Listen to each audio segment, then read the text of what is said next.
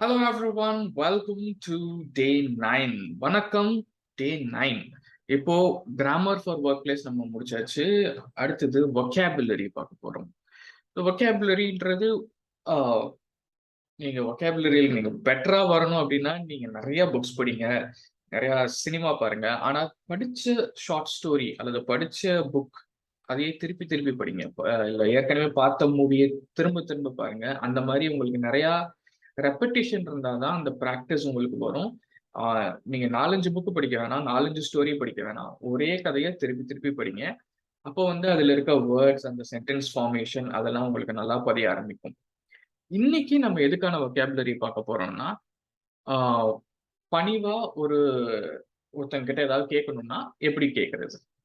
இப்போ ஒரு ஆர்டர் போடுறீங்கன்னா நீங்க வந்து சென்ட் த ரிப்போர்ட் அப்படின்னு சொல்லலாம். சென்ட் த ரிப்போர்ட்னா என்ன அர்த்தம்? ரிப்போர்ட் அனுப்புங்க அப்படின்னு அர்த்தம். ஸோ அது வந்து ஒரு ஆர்டர் மாதிரி இருக்கும். ஆனா அதையே நீங்க ஒரு ரிக்வெஸ்டா சொல்லணும் அப்படின்னா எப்படி சொல்லலாம்? So could you send the report அப்படின்னு சொல்லலாம். இல்லைன்னா I request you to send the report அப்படின்னு சொல்லலாம். வேற எப்படி சொல்லலாம்னா it would be great if you could send the report. இது எல்லாமே ரிப்போர்ட் அனுப்புங்க அப்படின்றதையே கொஞ்சம் பணிவா சொல்றதுக்கு நீங்க யூஸ் பண்ணலாம். உங்களுக்கான சில examples. I request you to send the report. Could you send the report. ஒரு சிலர் குட் யூ ப்ளீஸ்னு சொல்லுவாங்க. ஆனா குட் சொன்னா நீங்க ப்ளீஸ் சொல்லணும்னு அவசியம் இல்லை. ஒரு சிலர் ரொம்ப பொலைட்டா இருக்கணும்னு சொல்லிட்டு could you send the report please அப்படின்னு சொல்லுவாங்க. It would be great if you could send the report. That is also correct. இன்னொன்னு I would be grateful. Okay, I would be grateful. நன்றியோட இருப்பேன்னு சொல்றோம் இல்லையா, அந்த மாதிரி I would be grateful if you could send the report.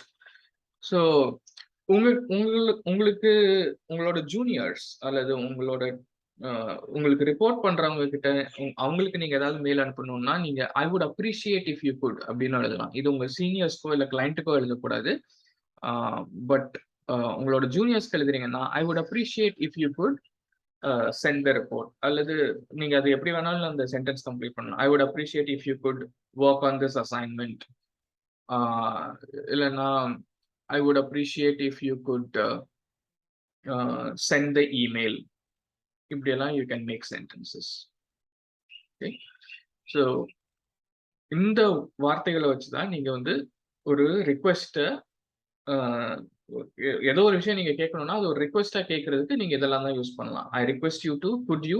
Kindly use பண்ணாதீங்க. ஏன்னா official கான்டெக்ட்ல கைண்ட்லின்றது தேவையில்லாத ஒரு வார்த்தை. கைண்ட்லினா தயவு செய்து அப்படின்றதோட டிரான்ஸ்லேஷன் தான் கைண்ட்லி. அது நீங்க ஆஃபீஸ்ல யார்ட்டையும் நீங்க அப்படி பேச தேவையில்லை. ஸோ உங்க சீனியராகவே இருந்தாலும் நீங்க could you, I request you to அப்படின்னு நீங்க எழுதினீங்கனாலே போதும். Okay, well, thank you so much for வாட்சிங். இந்த வார்த்தைகளை பயன்படுத்தி could you, I request you to, it would be great if you could, இதை யூஸ் பண்ணி ஒரு 5 சென்டென்சஸ் நீங்க ஃப்ரேம் பண்ணி கமெண்ட் செக்ஷன்ல அப்டேட் பண்ணுங்க. தேங்க்யூ.